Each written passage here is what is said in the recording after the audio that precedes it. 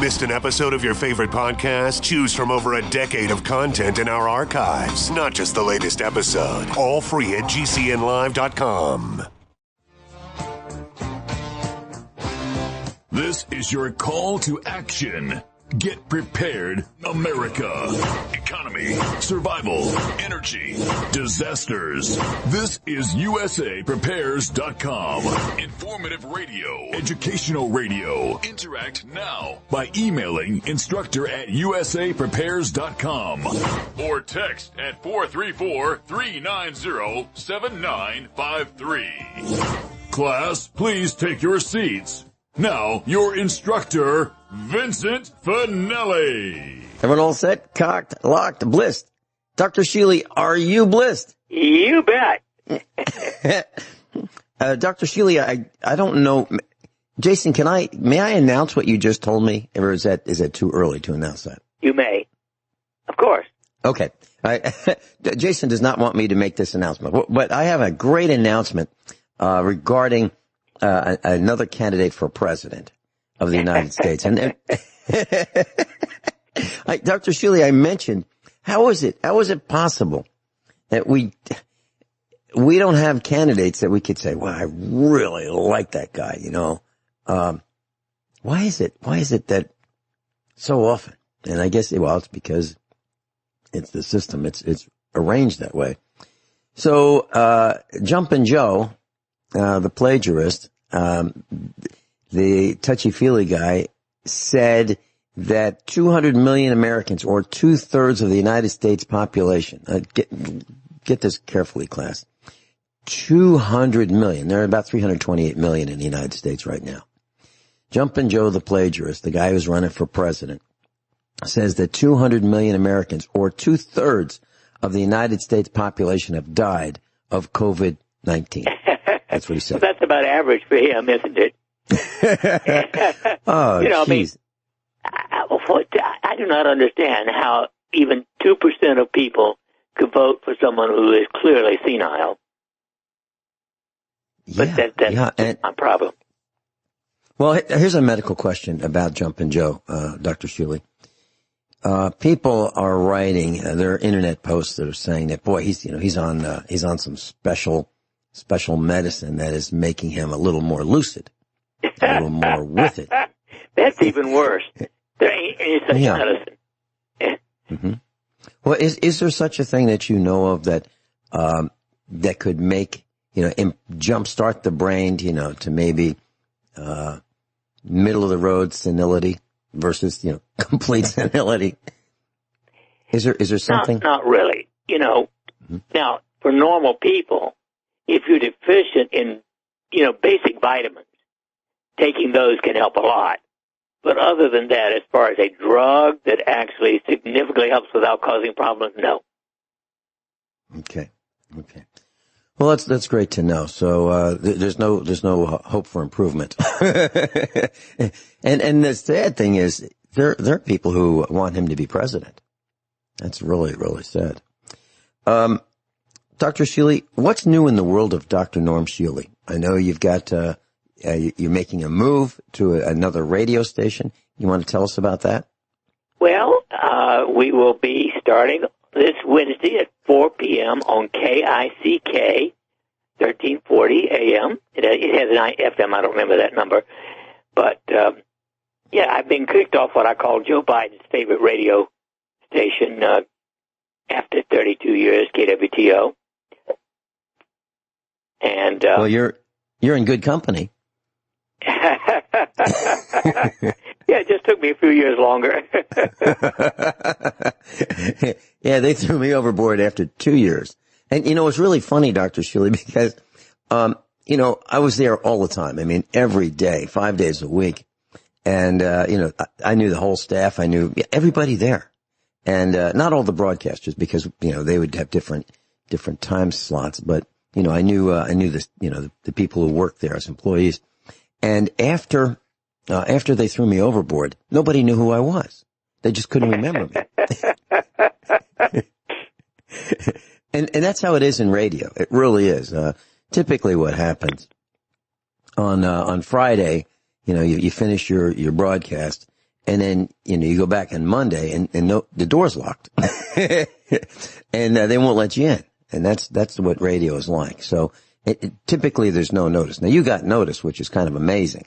I didn't even get, Well, I had somebody call in and say, maybe they'll take you back. And I say, I wouldn't go back there if they paid me instead of charged me. Yeah. I think they handled it very, very, very badly. However, can't all be perfect like us, but they could try. Yeah, they could try, and it'd be nice if they tried. So, KICK, that is in Springfield, Missouri, and that's where I got my start on radio, Dr. Shealy. I don't know how much you know about that, but what literally happened is we had, Expo number 1, and we thought the thing that we need to do is advertise this thing. Now, how do you advertise an expo? So we decided to go to a radio station and ask about advertising, how it works, who makes the commercials, who writes the text, who voices them, how long are they, 30 seconds, 15 seconds, 60 seconds, what does that cost, how often do they run, those kinds of things. Are there better times to run than other times? All those millions of questions of how it all works. And at the end of a 1-hour meeting with the station management, the station manager said, you need your own show. And I forget the days that were offered. It was one day a week. And it was following Dave Ramsey. So, and that was a tough act to follow. And so I understand that you have the drive time slot at KICK. Is that right? So you're going to be on from 4 to 5. And that's when people start getting in their cars and listening to radio on the way home. So that's the best slot there is, in my opinion. Drive time. Good. Well, so I'm really delighted. Yeah. Starting on Wednesday. That's KICK, Kick, in Springfield, Missouri. So there's probably a link to streaming. I haven't done the research for that, but you might be able to find the stream if you'd like to tune into. Yeah, there is. Dr. Norm Shealy. Yeah. Okay. And so you'll be able to find it. Do you know what the stream is called, Dr. Shealy? Is it KICK? I do not know that. Okay. But I'm sure if you go into KICK, radio, I'm sure you'll find a link to the station, and I'm sure you'll find a link to the stream. And what are you going to be talking about when you're on the air, Dr. Shealy? How's it going to work? I like to talk about questions that people ask. That's the purpose of the show. It's not for me to talk, but for me to answer questions about health and medicine. And, okay. Like my last day, I had 20 calls. And that's a lot of calls. That's a lot of calls. I've been in the studio with you when you've had even more than that. And, literally what you do is you open the broadcast, and then the next breath, you just say, the equivalent of, how do you open it? Would you share with our class what you did when you were on KWTO? And then I'll tell them what happens next. I'll say, it's Dr. Norman Shealy and Dr. Sergey Sorin and Chris Griffiths with you for the rest of the hour. You can be here too on Open Line Thursday. So it's now going to be Open Line Wednesday. Mm-hmm. And then the next thing is you would announce the name of the person who would be on the air. It'd be like no pause, almost, between your opening sentence and then the first call. And it's not like some radio broadcasters have to beg for calls. Repeat the phone number. Your calls were already stacked and lined up, waiting for you before you even got in the studio, probably.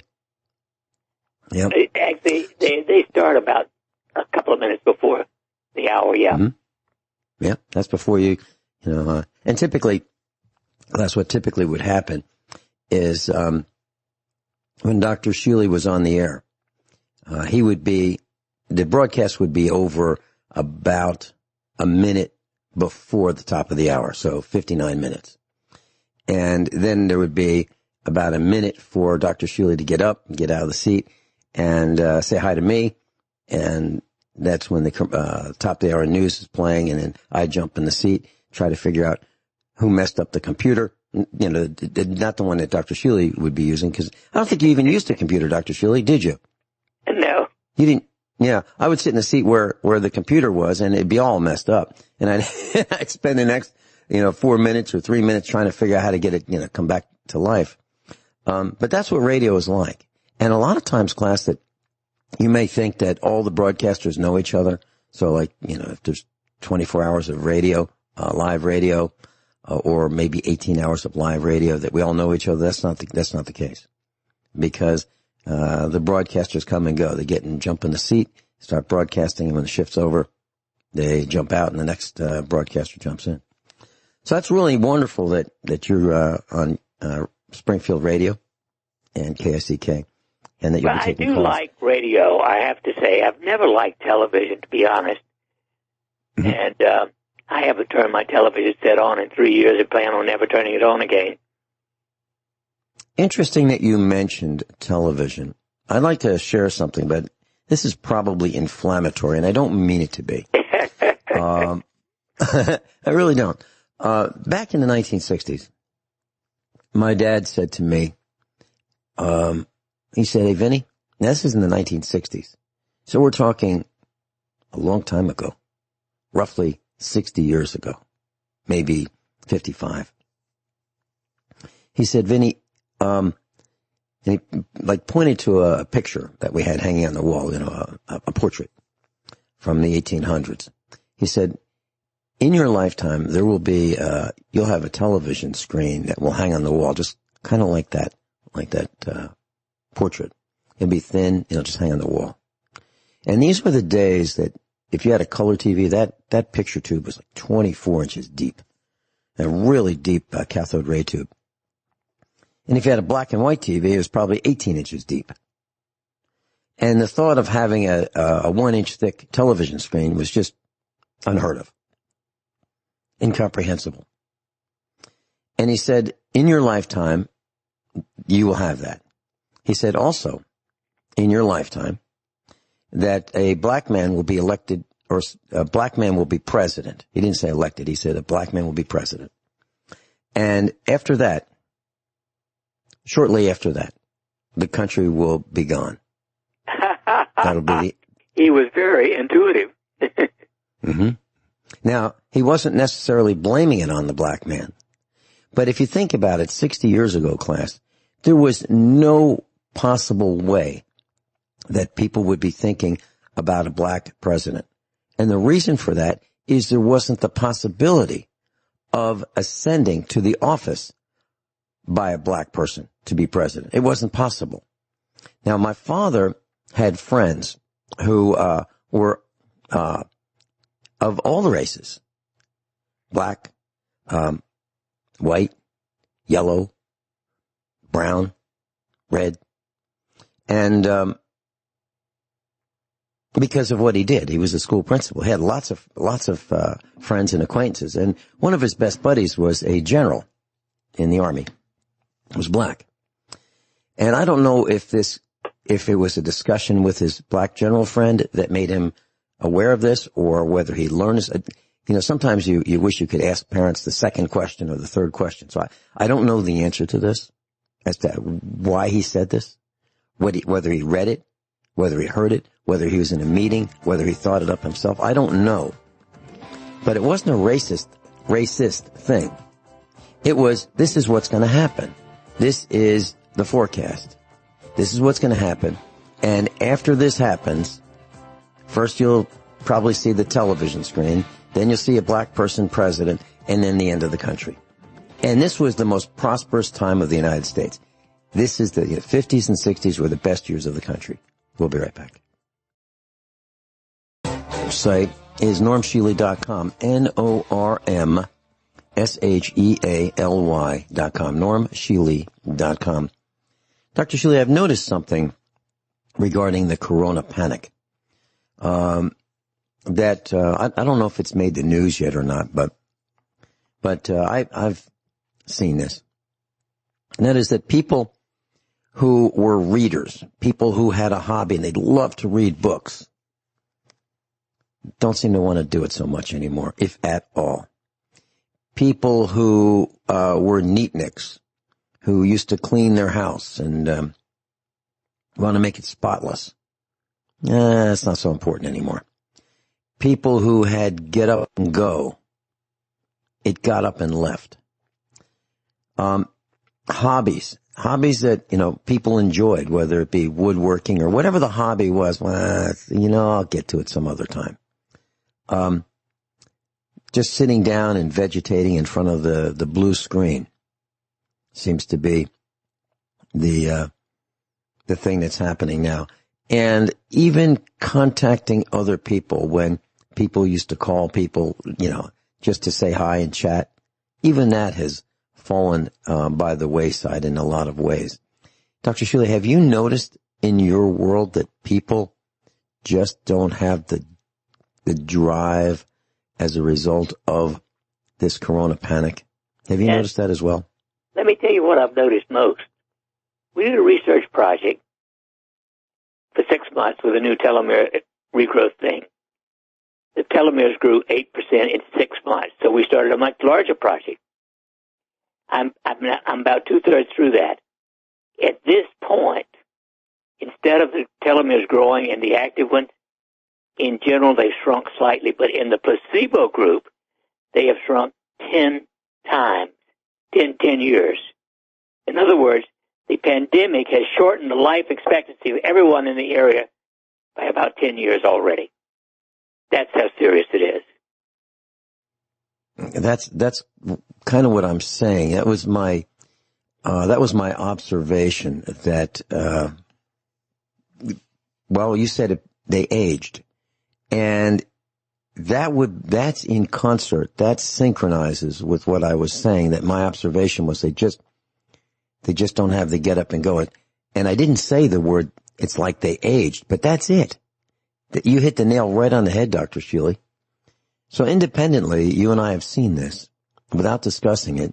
Mine was just observation. Yours was, clinical study. Where does this take us in another year? Where are we going from there, Dr. Shealy? I have no idea. I feel as if the crazy, and I'm being kind, Democrats win, we're dead. Period.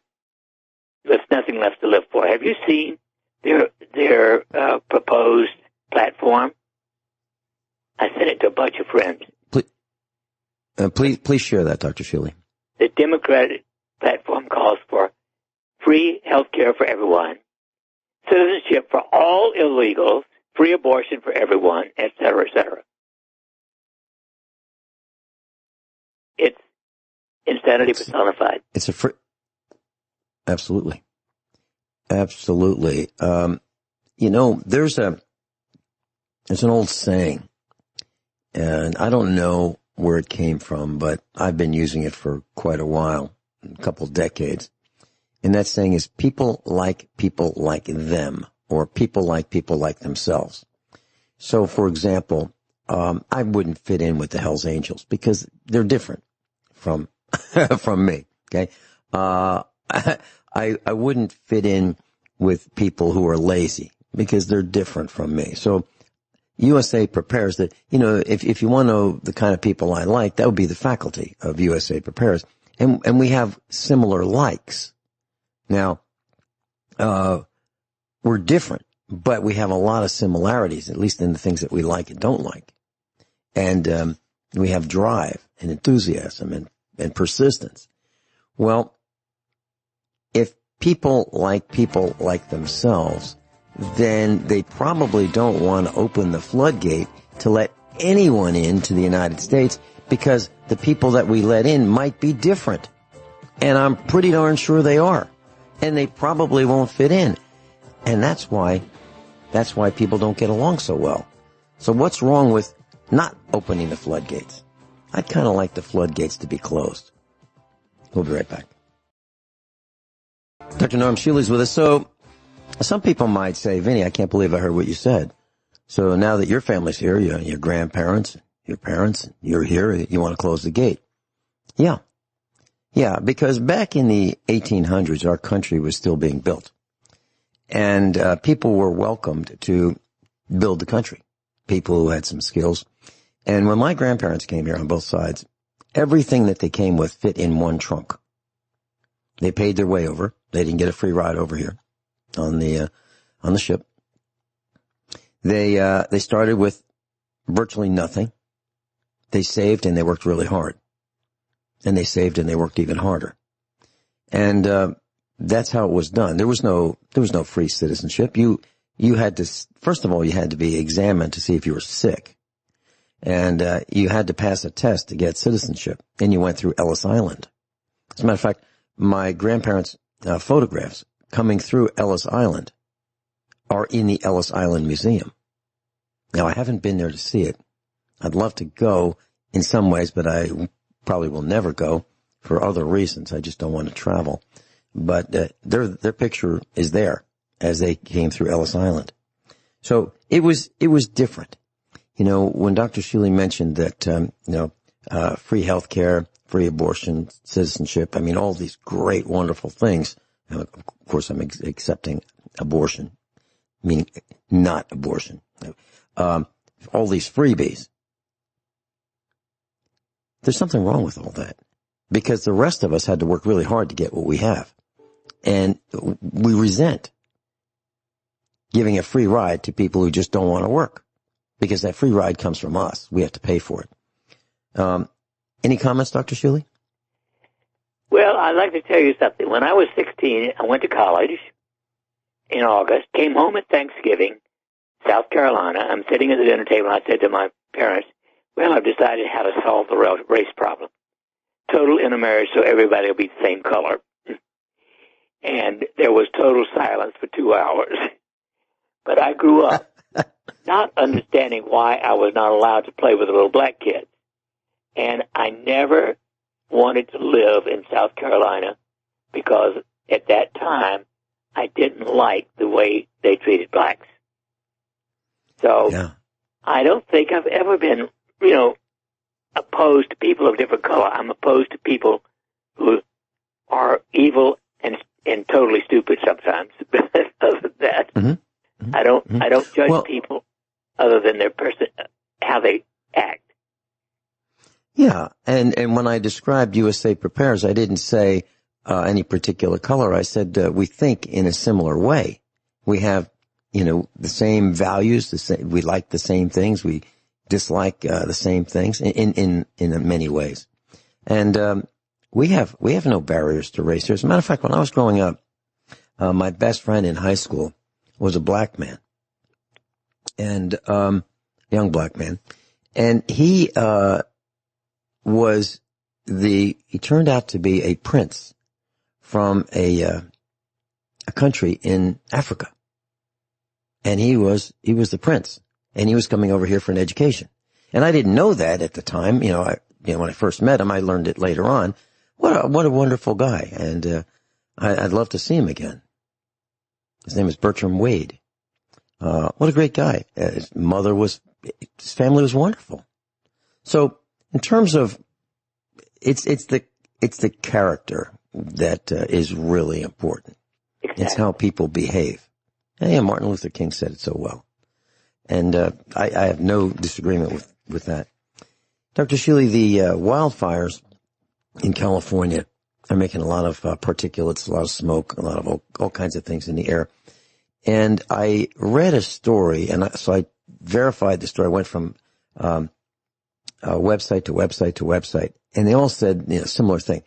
It's like smoking 20 packs of cigarettes. But they didn't say it's like smoking 20 packs of cigarettes in a day, in a week, or once, or twice. There was no time, there was no qualification as to what that really meant. But I'm looking at images of the air, and of course these can all be modified with Photoshop, and sky can be overcasted. But it really looks bad. I've looked at satellite images, I've looked at pictures of street, I've looked at drone images. The air quality in California is really, really bad. What are your thoughts about, do you have any feeling about long-term health conditions as a result of being exposed to this? Will it be like the people who responded to 9/11, like the firemen who've pretty much all been killed by cancer because of the particulates in the air that they inhaled? You think that it could be, serious to some level? Everything affects everything. And so the air you live in, pollution of the water with fluoride, but the major, to me, influence right now, and for all of this year so far, on our health health and longevity is the fake of false-endemic, in my opinion. Now, when you say, I'm sorry? When you say fake-endemic, I have a feeling what you mean is that the virus is actually real. However, it is being expanded to the point where people are losing their minds, they're losing their jobs, they're losing their desire to go on, they're losing their ability to, or desire to start a project, finish a project. They've just become zombies. They're there, but hardly. And I believe that's what you're saying. Is that right? Exactly. Okay. All right, so it's being rolled out by the people who want to manipulate us to make everything way worse than it could have been had they not meddled. And it's interesting that you say that because, yesterday I was doing some tractor therapy. I was going around in circles, chasing rows of hay that had been raked by Mrs. Finelli, windrows, and I was baling it with the tractor. Going round and round and round. I was thinking about something that you said. And I'm paraphrasing, but something akin to you, and correct me if I'm wrong, but you'd be not inclined to trust the government to tell you the time of day or, frankly, what the weather is outside. Is that kind of correct? Exactly. Okay. So I was thinking about that, and I was thinking how right you are, because as I was going around, I got a call on the radio, two-way radio. We have two-way radios. Everyone in a tractor has here at the farm we use two-way radios. And the call was, hey, we only have, it was going to be, we had 10 days of sunshine. Well, it's not going to be like that. It's going to be 2 days. And Tuesday night is the end of, Tuesday is the end of the sunshine. So we got to get all the baling done that we're going to get done. Not in 10 days, but in 2 days. And I was thinking how you've said many times over many years that we can't trust some of the information that comes from the government, like even the time of day and the weather. And here we are, we were trying to believe that maybe the government was right this time. Maybe we'll have 10 days of good weather enough to bale the hay. And the answer is they can't even get that right. They can't even get that right. So, but in the 1950s, they could. You could go to the Farmer's Almanac and you could find out what the weather is going to be for the week or the day. And it was pretty darn accurate. Now we can't forecast with all the satellites we have and all the meteorologists and all the alleged experts. So I just wanted to put an exclamation point on what you've been saying for years, Dr. Shealy. We can't trust it. We can't trust the information that we get from them, including the forecast.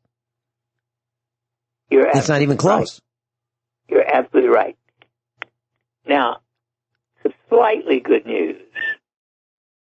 The total population of the red states is about 195, 1,950,000 or so thousand, and 195,000, and the total population of the blue states is about 159,000. So there are statewide at least slightly greater states red than there are blue.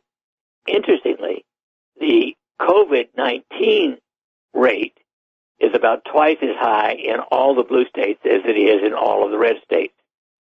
Fascinating little statistic. And what do you attribute that to? I mean, attitude. Do you think it's... I think the attitude? Democrats are crazy. And insanity puts you in a slightly different state from sanity. That's just my opinion. So, let me put an exclamation point on that. Many years ago, here at the farm in Missouri, we had a former friend, and one day he said he was going to bring his buddy over.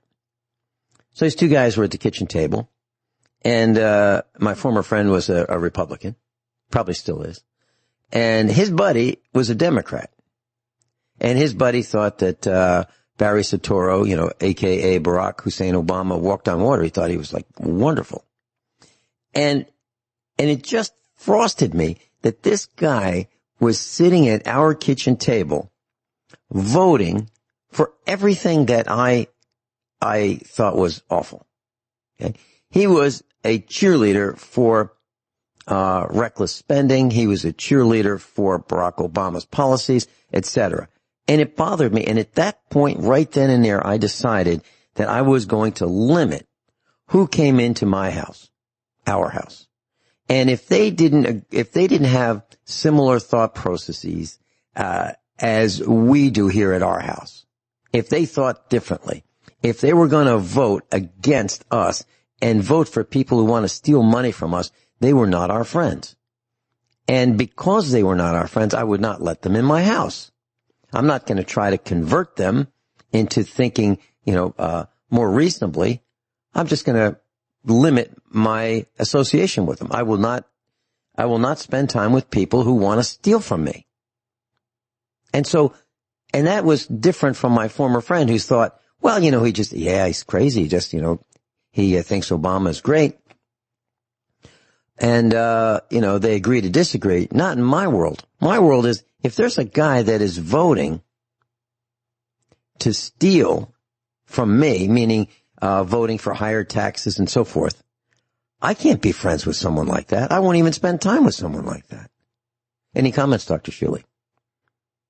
With you all the way. Mrs. Finelli was telling me that in her chats with others that it's very difficult now, and I'm not talking about your clinic, Dr. Shealy, I'm talking about people who she's chatted with. They're having a great deal of difficulty getting a doctor to talk to them. For example, now we're not talking about your clinic. We're talking about people who have mainstream medical offices. So, for example, it used to be that you could call and ask the receptionist to talk to the nurse. The nurse would take a message and ask the doctor. The doctor would tell the nurse what the answer was. The nurse would call back. Sometimes you could talk to the doctor. Well, now you can't talk to the doctor. Now you can't even talk to the nurse. And the best you can do is get to the receptionist. And they may or may not call back. That's where we are with medicine right now. Are you hearing that as well, Dr. Shealy? Your comments when we come back, please. Okay, we'll be right back with Dr. Norm Shealy. Dr. Norm Shealy's with us. So, Dr. Shealy, what I mentioned going into the break was that we have learned that you used to be able to call the doctor. Now you can't call the doctor. Not Dr. Shealy's office. I'm talking about, clinics that are associated with hospitals. And that you could call the nurse, and the nurse would ask the doctor, and the doctor would get back to the nurse, and then the nurse would call you back. And now you can get to the receptionist, and you may or may not get a call back from the nurse. That's where we are. Are you hearing that as well? Oh, yes. I'm actually experienced that myself. Okay. And what do you attribute that to? Is that part of the corona panic? Of course. I think that everything has changed, and it's not for the better. Mm-hmm. Rich Sheehan just called the farmhouse, and he mentioned that he's seeing about a 15-minute delay in Google search updates. So I just did a quick search, and yeah, it's absolutely true that Google has notified site owners that it's experiencing longer than usual delays in Search Console reporting. So expect delays with your search engine as well, in getting the latest information. Wow, these are very, very interesting times, and if J.P. Morgan were alive, I'm sure he would figure out a great way to profit on all sides of this, and I'm sure that other people have. To us, we're just trying to get through it. That's why the J.P. Morgan Bank now owns more silver than anybody in the world. Mm-hmm. Yeah. They're still that way. Yep.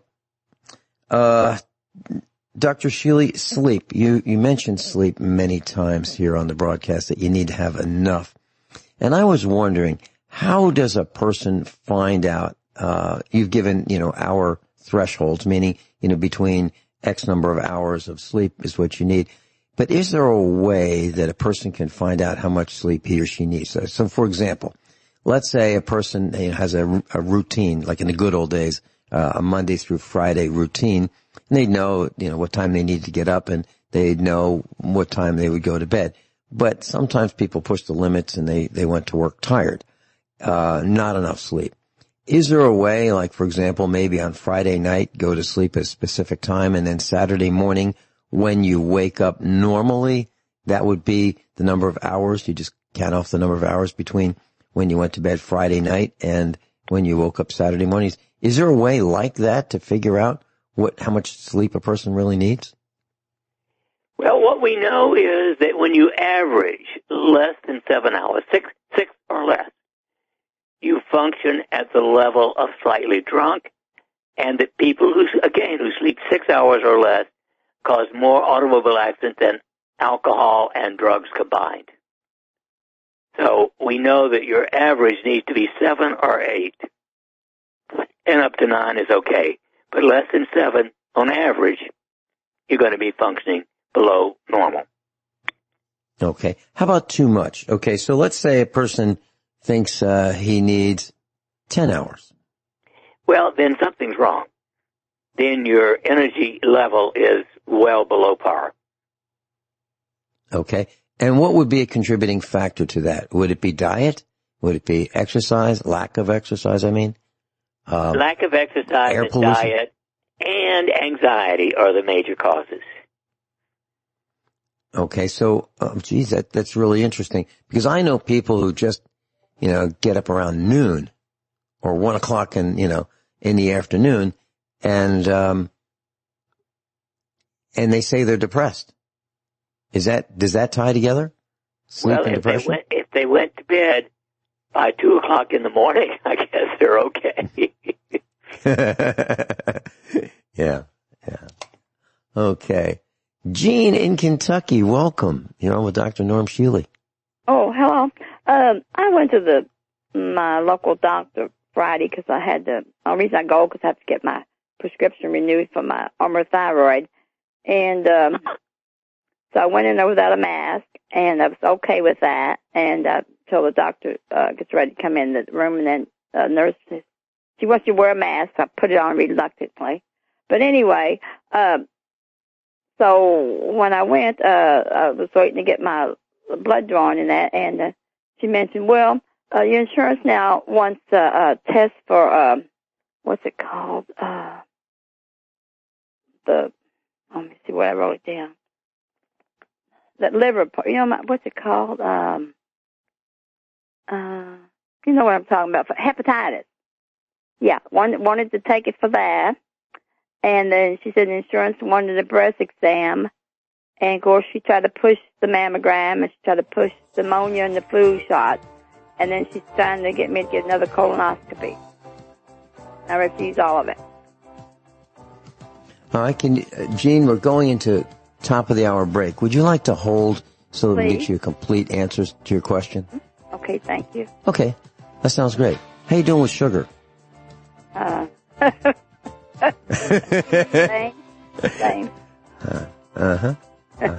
Okay.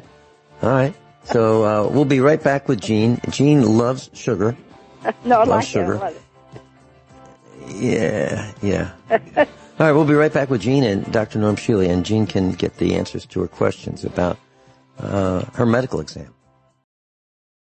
Everyone all set? Cocked, locked, blissed? Hour number 2 of USA Prepares. Dr. Norm Shealy is with us. Plus, I just want to let you know there may be a day this week where I do a broadcast from my unfinished, unpublished, unorganized, not-for-sale book. I might spend an hour or two talking about that this week. Also, on Friday, we're going to be talking about guns. David asked for a broadcast about guns, and so we're going to do it. We're going to do 2 hours, and Kyle's going to be with us, too. I haven't gotten confirmation for Kyle that we've extended it from 1 hour to 2 hours, but Kyle, if you're listening, if you can do 2 hours, that'd be great. If you'd let me know, I'd appreciate it. David's up for 2, I'm up for 2, and if you're up for 2, that'd be wonderful. Dr. Norm Shealy's with us. We're talking about medicine. Jean in Kentucky is with us, and she was talking about an appointment. And Jean, please continue. Now, with your the reason I questions. go to this doctor is because she's not hard to get into. I could just kind of walk in there, and like an unbusy day and say, well, my thyroid pill's about out. I need my blood test, and they usually can work me in that day. So that's the only reason I go to her. Because I lost my Louisville doctor because I wasn't gone for 3 years, and she was a thorough doctor. But since I didn't go for 3 years, I lost her, and so I've settled for this doctor. And when I went there, she doesn't even hardly feel my thyroid area, but whatever. So at least I can get my Armour thyroid renewed. Well, I wrote a book years ago called Third Party Rape, and I believe it began in 1965 when the government got into mandating Medicare. I wrote a letter to Johnson suggesting that he was going to bankrupt the country. Medical expenses went up after Medicare, and from 4% within 5 years to 12% are now 21%. It's because government got involved. So I don't know the answer. Many physicians will not order Armour thyroid. Personally, I never order levothyroxine. I won't order anything except Armour thyroid. Mm-hmm. So, the system sucks. Remember, published repeatedly, the third leading cause of death in the United States is the medical system. Dr. Shealy, why is it that you would not order anything except Armour thyroid? What is it about it? Because levothyroxine doesn't work nearly as well. Okay. It's that simple. Gene, I'd like to ask you, if you're willing to share, what symptoms do you have when you don't take your Armour thyroid? Are there symptoms that you have? Well, I haven't really not taken it. Okay. I mean, I haven't accidentally skipped a dose here and there. But I read about Armour thyroid years ago, and then I heard some doctor programs on the radio shows, and that's why I will only take that. And insurance tried to get me to go to something else, and I wouldn't do it. I said, no, I'll pay for it myself if I have to. Mm-hmm. But I want to know why they're doing the test for the hepatitis. The nurse, when I questioned her, she said, well, the baby boomer generation was a free love and all that stuff. And I said, well, not me, but, whatever. So I think it's because of the monkey viruses that they did years ago in the vaccines. Well, let's take this. Let's take this to the next step, Gene. My research is telling me that women who go to the gynecologist now are being asked to fill out a questionnaire, and one of the questions relates to thyroid issues. Are you being asked the same thing?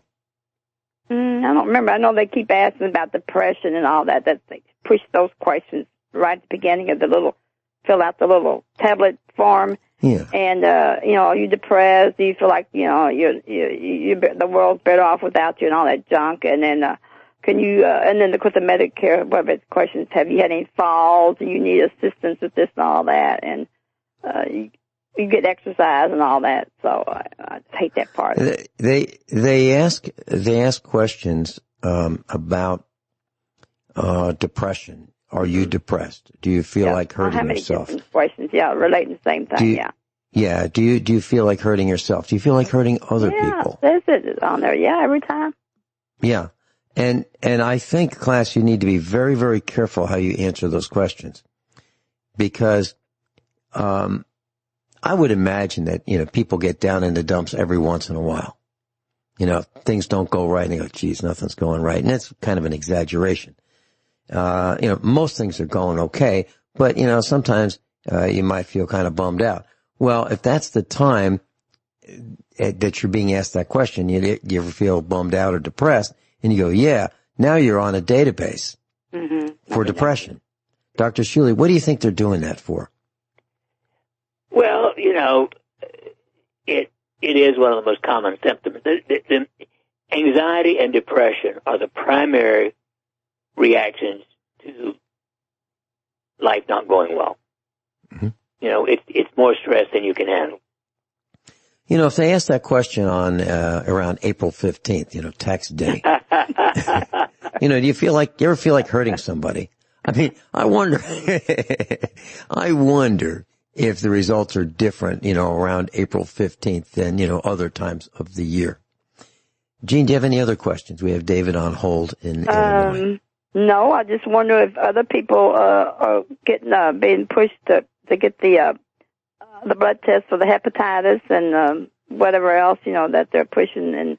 And even my insurance company sent me a mask in the mail. I couldn't care less, about it, because I don't wear them. If I do get questioned, I just say medical exemption and walk right past them. I'm not worried about all this stuff. I even have a message board out front that I put down there, Face of Liberty wears no mask, hugs over mask.ca, no more, enough of mask, enough of war, enough of, I'm going to put some about vaccine hoax and all that stuff, too.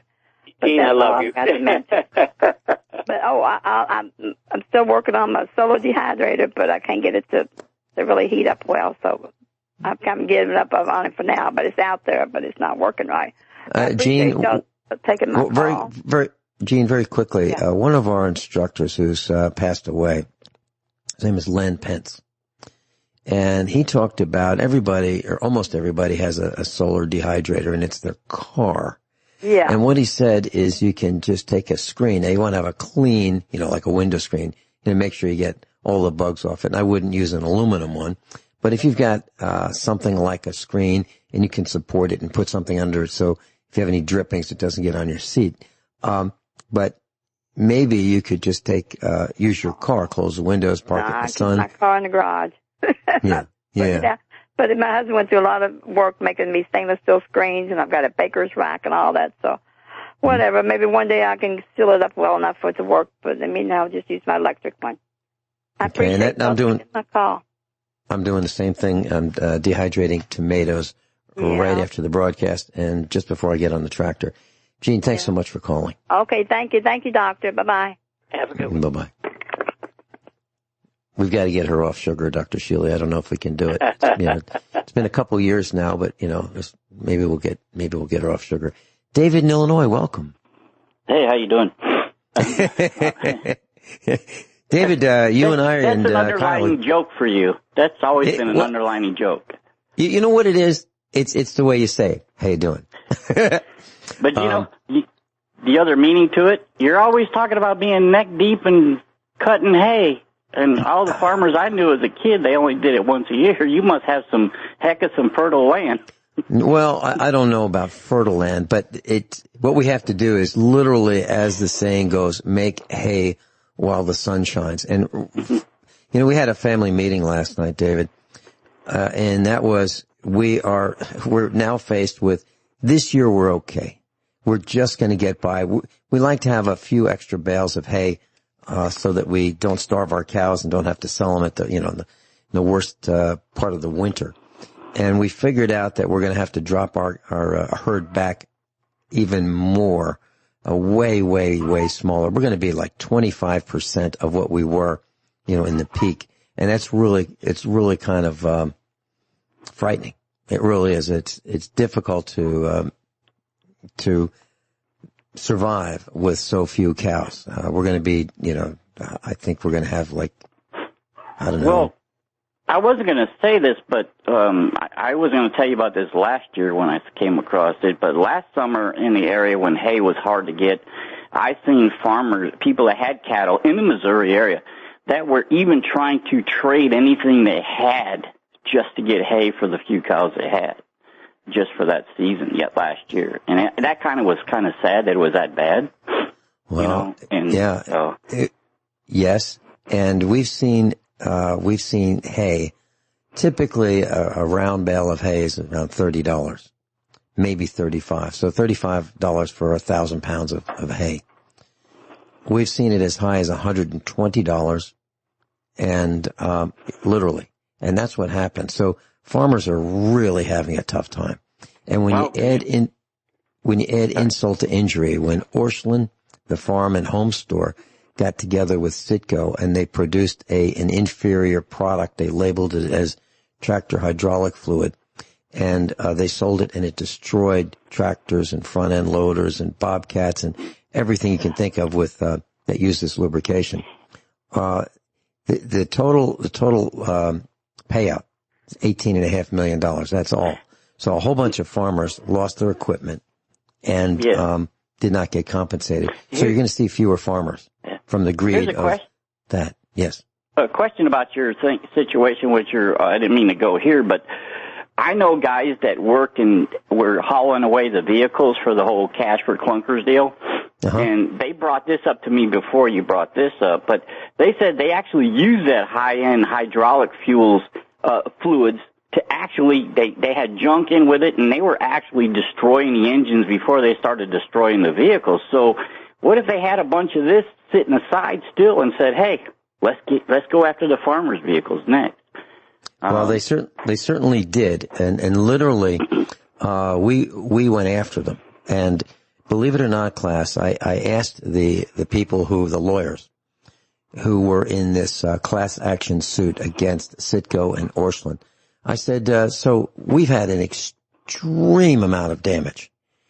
How do we rank in terms of all the people who they've got bulldozers, backhoes, brand new equipment that's been destroyed by this, inadequate, overhyped, mislabeled, misbranded lies about what this lubricant would do, that it was not a lubricant, okay? It was just flushing oil that they flush out the refinery lines with. Well, we're in the top 10. My farm, my family's farm, is in the top 10 of all the farms or all the claimants who have experienced damage from this. We're in the top 10. Not the top 10%, the top 10. That's how much damage this product has done to our farm.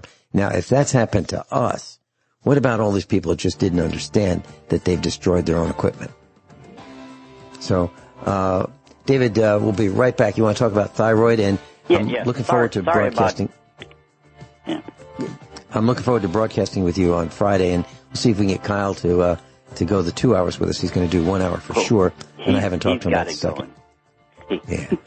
Yeah. We'll be right back with your question about thyroid. Right. I'm interested in what you have to say. Dr. Norm Shealy's with us. NormShealy.com. Class, Dr. Norm Shealy's with us. NormShealy.com. NormShealy.com. And if you go to that website, that will take you. It'll get you the phone number to contact his office, so you can set up your appointment if you want one. You can do it electronically. You can do it in person. You can do it on the telephone. You can do it with video. And Dr. Shealy's there for you. So you can do that. And Dr. Shealy, your telephone number is for your office? 417-351-5221. 417-351-5221. And that's in Springfield, Missouri, Central Time Zone, normal business hours. Please, class. And David, you want to talk about thyroid? Yeah, it's a question. I was going to call last week and just ask him the questions about it, but I came across I assume it was released somewhat recently, but I think with all the crazy medical nonsense, it probably got lost in a lot of reporting. But apparently, there was a study done about thyroid medicine and everybody on thyroid medicine, and the research that they claim was it's so easy, and doctors right off the bat are prescribing thyroid medicines, which mostly is the Lavoxin, whatever it's called, that doesn't work, and they know it don't work. But right off the bat, when we have these low T3 or T4, they automatically just give them thyroid medicine for the rest of their lives right off the bat instead of finding out what's causing this to happen. Is that most of the people they realize doesn't even need to be on it. And I don't know doctor's opinion if he actually had any patients that was on medicines like that right away for a long time, and he was able to get them off and they were fine. Curiosity about that. Dr. Shealy? Well, to me, the blood tests are stupid and useless now because of fluoride. Fluoride is the greatest poison in the history of the world. It has lowered the sperm count of men from 150 million to 40 million. But more importantly, it fools your thyroid and the blood test. When you test your T3 and your T4, you're supposed to find out whether you have triiodothyroxine. Well, the blood test can't distinguish from trifluorothyroxine. And so the blood test will look normal. The only accurate test is consistently a oral temperature well below 98.6 when you've been out of bed 3 hours or more. And that's what I was going to ask you about, because they stress that one of the things that when they do this, The one that must be the one that you were talking to, I thought it was the -3, but I'm getting it brutalized a little bit. But they said those don't even show up in a blood test. So you're treating part of it and hoping the rest of it will fall in line, even though you don't find out the underlying condition of what causes it. Yeah, what's causing it in a majority of people is fluoride. Yeah, and I can see that. I know just when we moved here for the last 20 years we've been living here, they used to have great water here, and now it smells like a chemical factory. I mean, it is that noticeable. So I imagine that's not good for anybody. David, do you have a water filtration system with a carbon type filter? We have Cadden water filters. We have 3 of them. I bought those before I knew about your show. They were pricey. But that's just the research because I wanted portability as well as, good quality. Does it use a carbon element? It uses, there's several different types, but the main unit in the device is ceramic. But then there's layers where you add charcoal, and there's some other filters that you add to it in certain stages. But it's also designed, the one I have, it's not a bigger one, it's designed to go in a pack.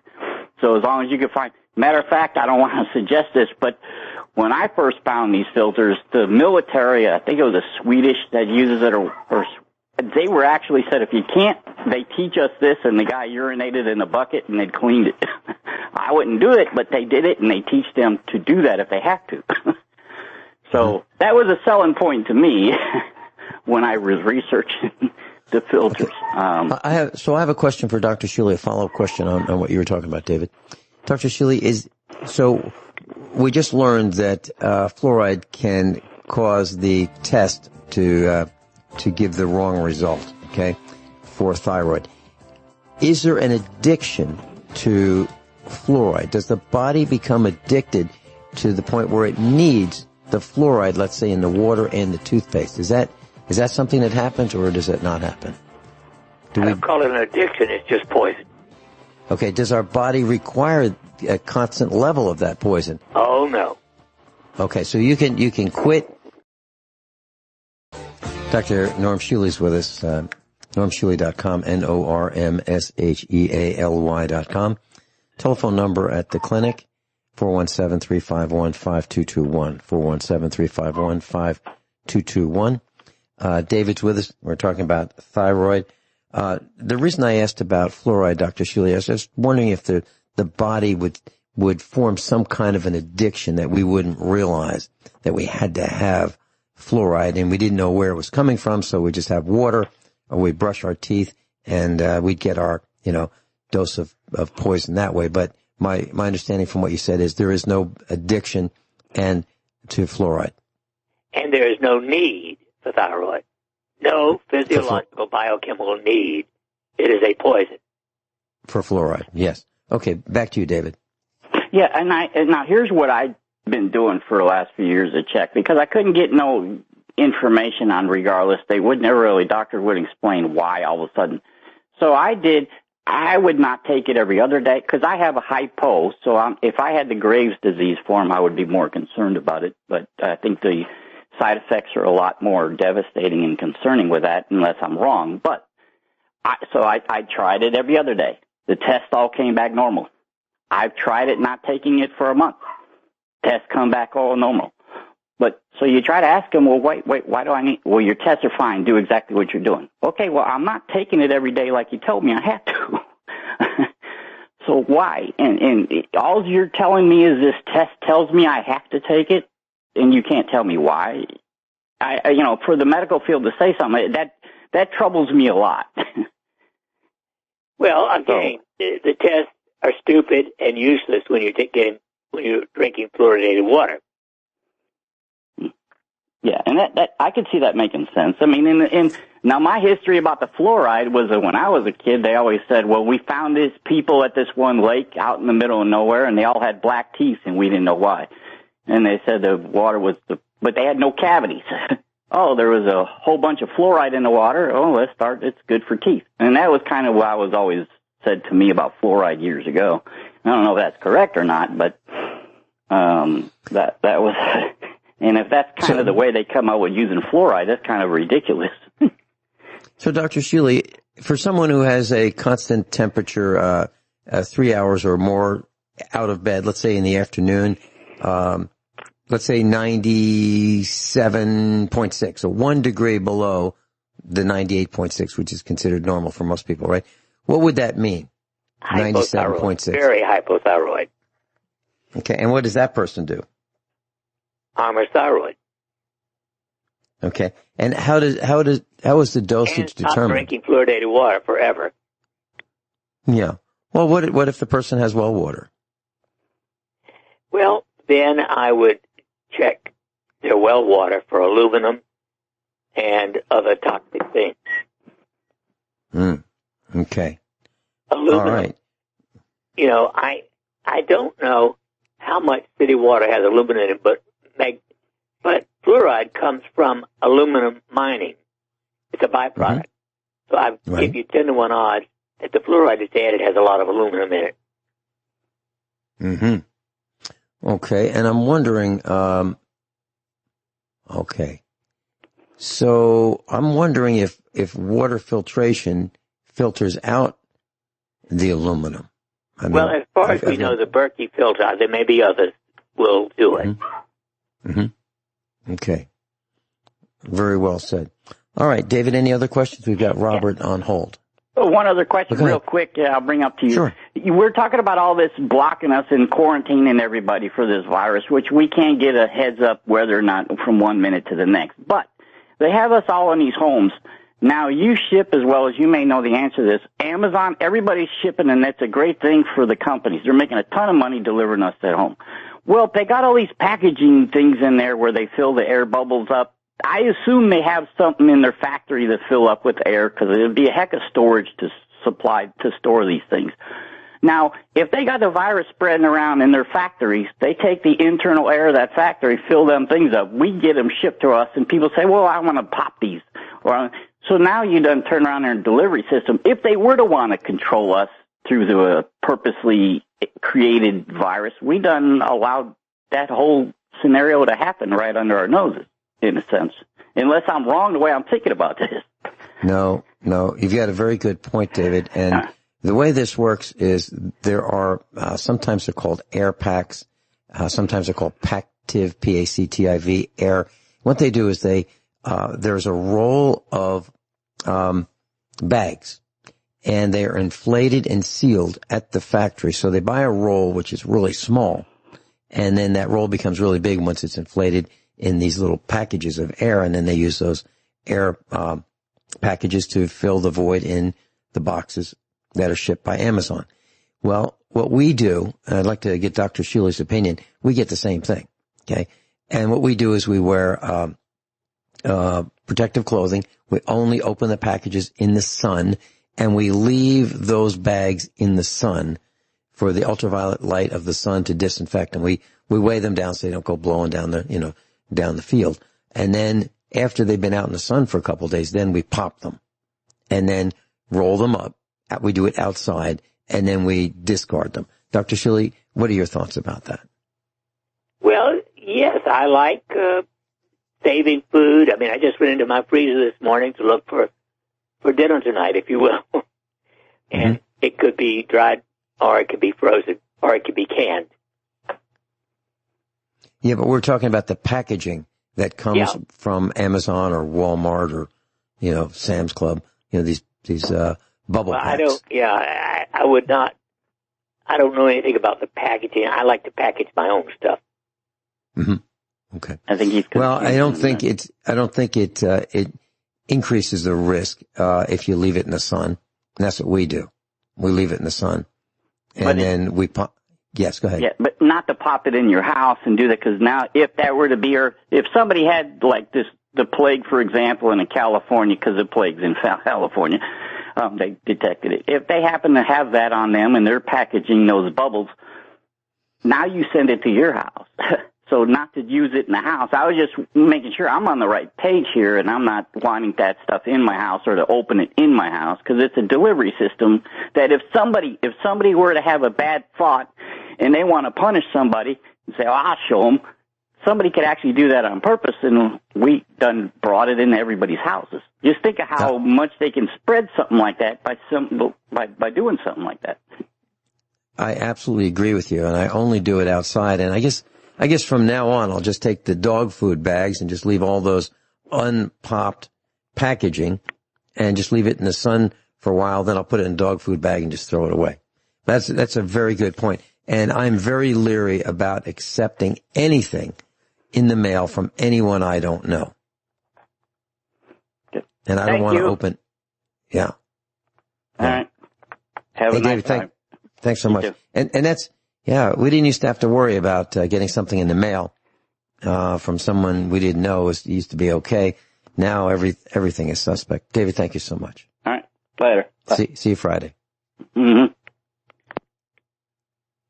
Robert in Kansas, welcome. Morning, Vincent, Dr. Shealy. Hi. I do believe you admitted, Vince, that the person they wanted off the radio was Dr. Shealy already, so you're just going to have to take my word for it that I knew immediately that it was Dr. Shealy. Maybe 10, 15% I was thinking Dr. Miller could be, but I was 90% Dr. Shealy right off the bat. So I wanted you to know, Vincent, that I knew that. And so, Robert, that puts you 2 for 2. It does, Vince. I couldn't believe it. I was just thinking about some of the things Dr. Shealy says, and I see why some people would be, they wouldn't want him saying those things anymore. I understand. I get it. I've been an attentive student, Vince. Let me tell Dr. Shealy what we're talking about, Robert. Robert in Kansas is with us. Dr. Shealy, I heard the broadcast that where you announced on KWTO that you had been fired from KWTO. I heard that broadcast. So I went on the air the next day or so, and I said, one of us had been fired from the radio, and so who do you think it might be? And I didn't say who it was, and until you said who it was, Dr. Shealy. And so what Robert in Kansas is saying is that he guessed when one of us was banned from Walmart. I had a little contest. Who might that be? And I got a lot of votes, and it was not me. It was Joey. And Robert got that right. He got that right off the bat, that it was Joey. And so he just said that he got it right when he thought that you were the one who was fired from the radio. So that's 2 for 2. Well done, Robert. Yeah, Vince, once you bring up the committee of 300, a lot of people start looking into that, coming from an MD that's been around and done the things that Dr. Shealy has done. People pay attention to what he says, so I'm sure there's some people who don't want him talking about that stuff. Yeah. Yep. So I had a health question or health questions for Dr. Shealy. I guess they can kind of tie together, Doctor. They have to do with altitude, living at altitude, or just, increasing, decreasing sea level. Your kind of general thoughts on that. And then I can kind of maybe constrain that a little bit if you'd like. And then sunshine as well.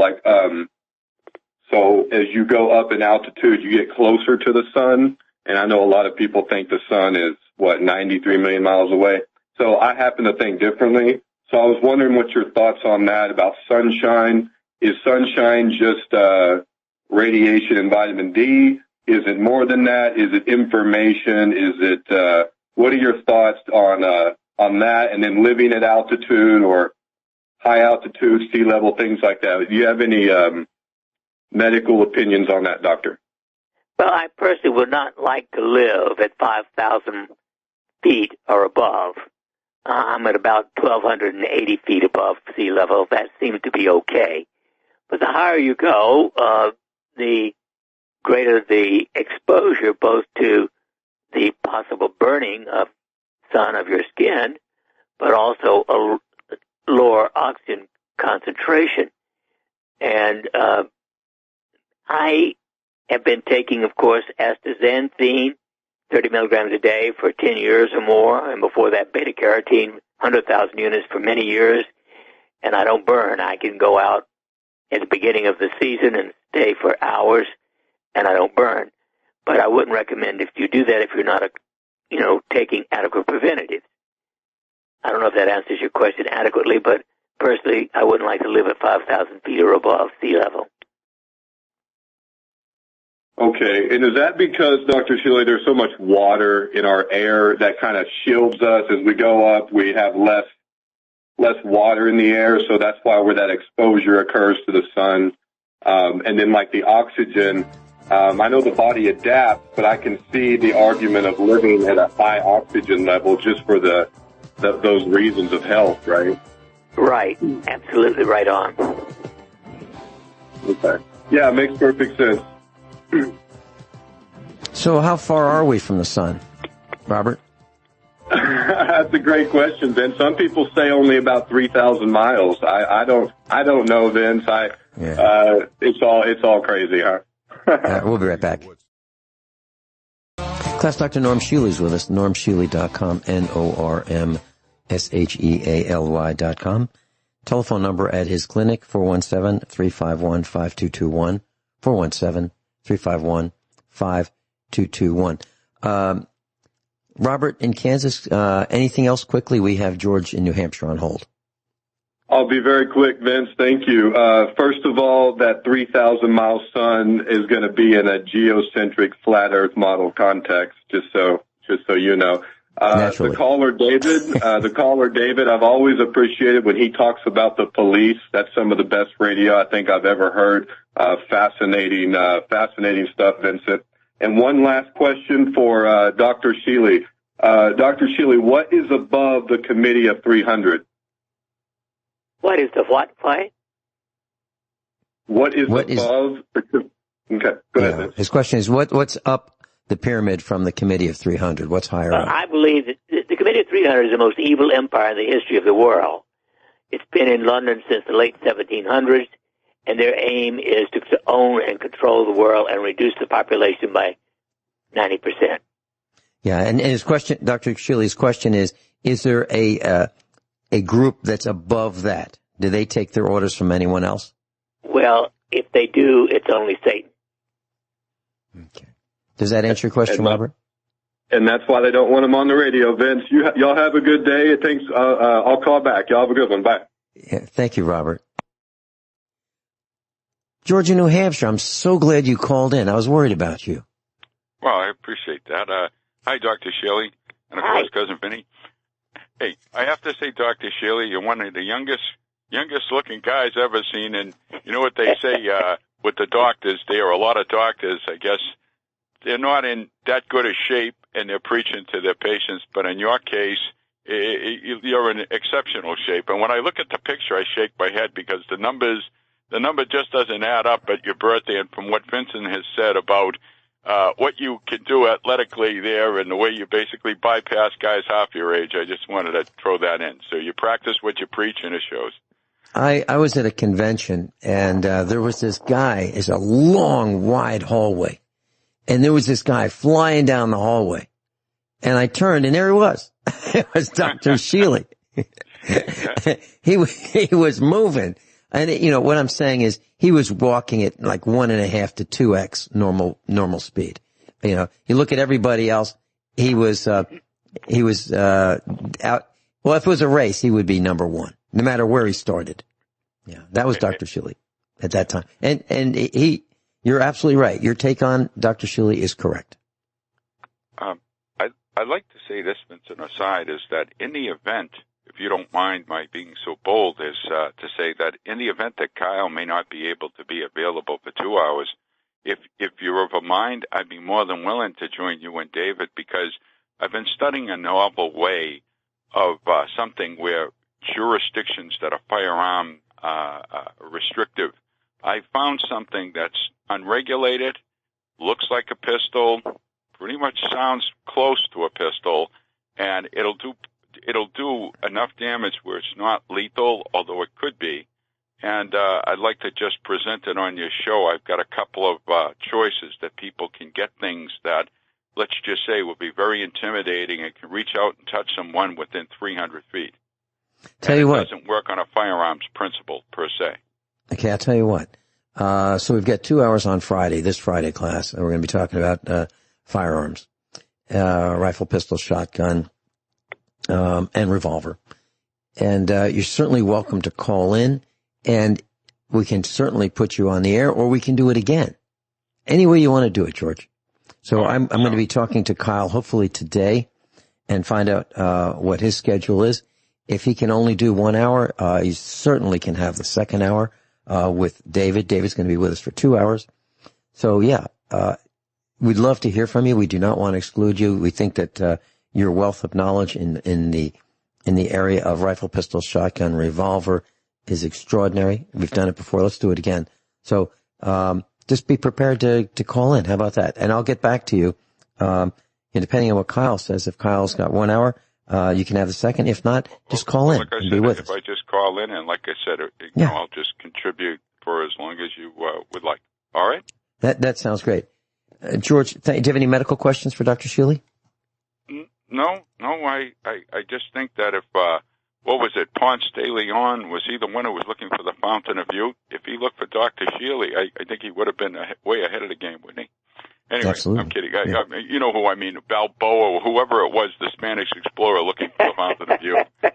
Ponce de Leon. Okay, Ponce de Leon. Yeah. All right. God bless, gentlemen. Good talking to you as always. Hey, bye-bye. Thank you so much. Bye-bye. Wow.